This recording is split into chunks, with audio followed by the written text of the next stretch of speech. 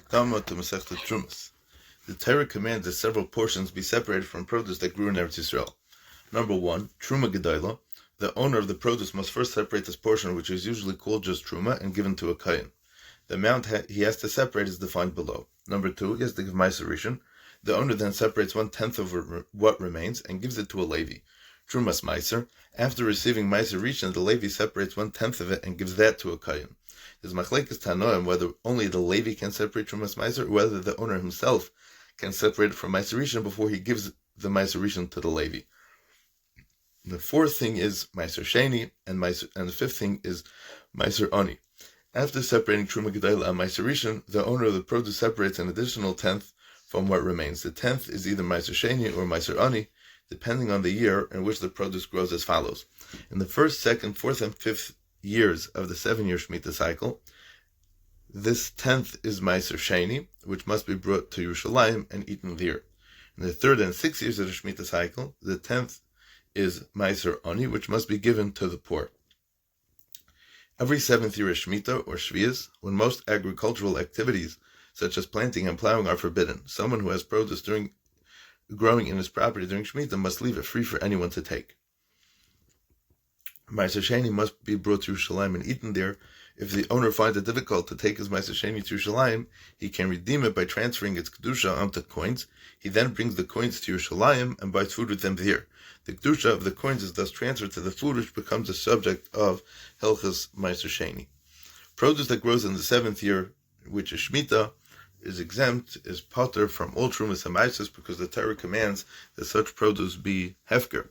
As long as any of the required Trumas and Meises has not yet been separated, the produce is called tevel. The word tevel is a short for tav loy. It's not good, which is unfit for eating. Eating tevel is asur midaraisa. The isur against eating tevel does not go into force until the produce has been fully processed and has been brought into the house. The Chachamim, however, forbade eating tevel in a formal way, in a manner of, meaning if Meiser wasn't taken off, in the manner of a meal, as opposed to a snack, as soon as the produce becomes edible. This will be discussed in the Akdama to Masechta Meiser. Once the Trumas and Meises have been separated, the remainder is called Chulin. Masechta Trumas deals primarily with halachas of Truma Gedayla. Many of these halachas apply to Trumas Meiser, and some apply to Meisers as well. There are halachas that apply to Trumas and Meises that are only mentioned in Masechtas Meisers. Strictly speaking, the word Meisers, literally tenths, refers only to the portions known as Meiser Rishon, Meiser Sheni, and Meiser Ani. However, it is often used in a broader sense to include Truma Gedayla and Trumas Meiser as well. Now, which produce do you take Trumas and Meisers from? The Torah mentions only grain, wine, and oil when it speaks of Truma. Reishis degoncha, tirescha, v'yitzarecha, titanloi.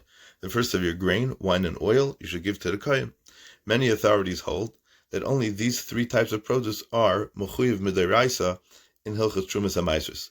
According to the Rambam, however, the chiyuv deraisa applies to all types of produce with the exception of vegetables.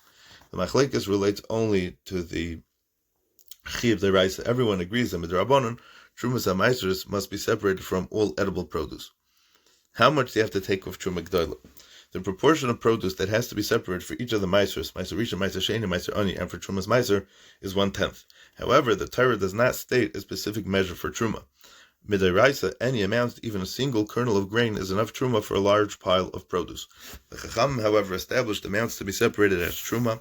Someone who wants to give generously should separate 1/40th of his produce.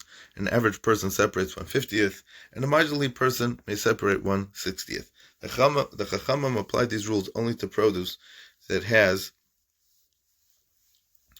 a chiyuv deraisa of Truma.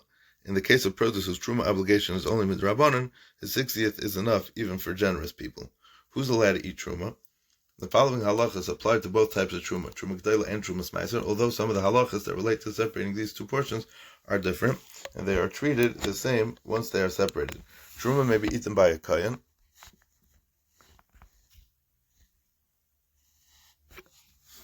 Truma may be eaten by a Kohen and the members of his household, his wife, his sons, who are Kohanim also. The wife of a Kohen may eat Truma even if her father was not a Kohen. If she is later widowed or divorced from the Kohen, she may continue to eat Truma as long as there is a surviving child from the marriage. his sons were Kohanim themselves, his unmarried daughters. The daughter of a Kohen is forbidden to eat truma when she is married to a non-Kohen. Upon being widowed or divorced, she may eat truma again, but only if she does not have a surviving child from the marriage. And his avadim knanim could also eat truma. A non-Kohen who deliberately commits the avera of eating truma is punished with misa b'dei shomayim. If the truma he ate was already given to a Kohen, he must also repay the Kohen for the loss of his truma. If a non-Kohen eats truma by mistake, he didn't know that it was truma, or he didn't know that eating truma is asur, he must separate an amount of produce that's equal to the truma he ate plus a fourth of that amount. Although the extra payment is only a quarter of the principal, the Torah refers to it as a fifth because it is a fifth of the total payment. It's a principal plus the quarter. And give it all to a Kohen. The produce used as payment becomes truma and is forbidden to non-Kohanim. The Torah describes truma as kodesh. Because truma is holy, the Kohen who eats truma must be tahar.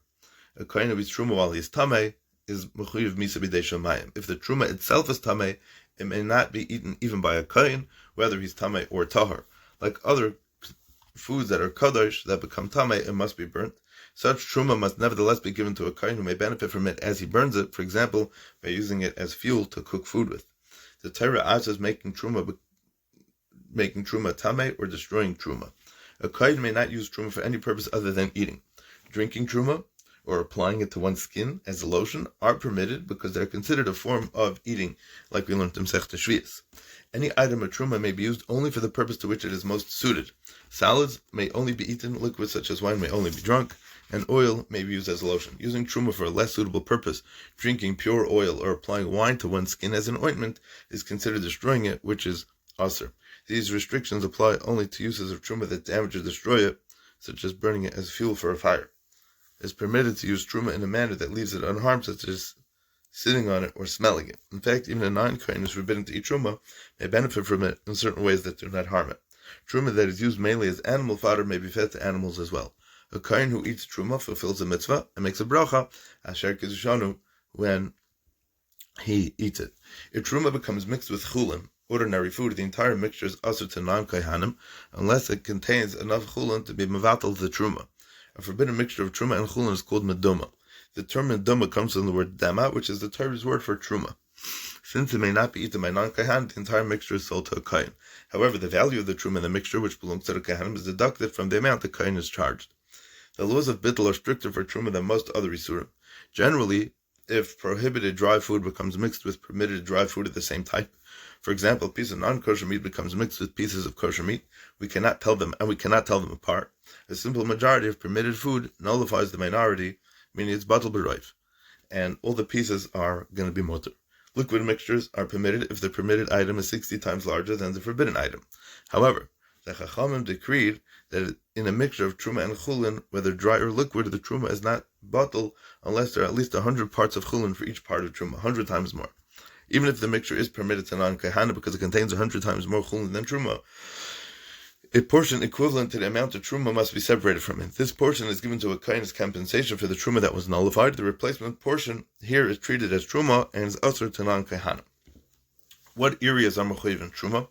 Like most of the halachas that have to do with the land of Eretz Yisrael and its produce, its mitzvahs hatluyos ba'aretz, the chiv deraisa to separate trumas and ma'asos apply only in Eretz Yisrael. However, the Nevi'im require that they be separated from the produce of Bavel as well, because it's closeness to Eretz Yisrael and because Jews regularly traveled between the two countries.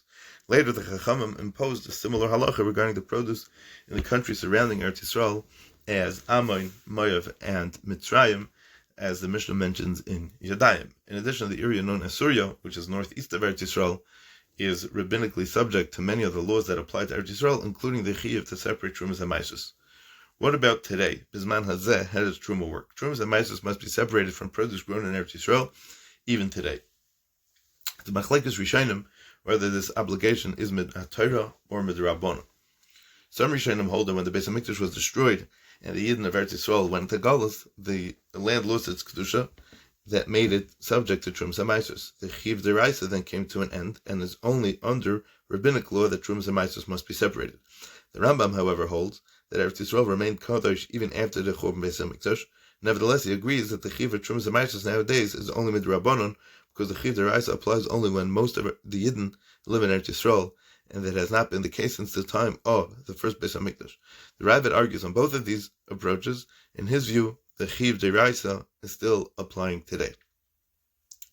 The halacha follows those who rule that it's midrabanan, as mentioned in the Shulchan Aruch and the Ramah Yerideo, Siman Shin Lamed Aleph. Because Kehanim nowadays are assumed to be Tameh and cannot prove that they are indeed Kehanim, Truma is no longer given to Kehanim. Instead, one must bury it or dispose of it in some other manner that's not disrespectful. For Truma Gedola, it suffices to separate just a small amount, since that is enough according to the Torah, as mentioned previously. But the Truma's Meiser is a tenth of a tenth is required. The complete procedure is Reb Chaim Kanievsky and Derech Hamun at the end of Paragimel discusses how to do it. With the rebuilding of the Beis HaMikdash and identification and purification of the Kehanim that will take place then, Truma will once again be given to Kehanim. It's interesting that one of the rayas that the Gemara in Chelik and Sanhedrin brings for Tchias HaMesim is from Truma. So may we be zeicha to Kehanim Avedosam, Levim, Shir, Zimram, Yisrael, and Ve'am, Misham Nalav and Irav and Shtachav Lefanecha, and maybe here only Besudas Taivus.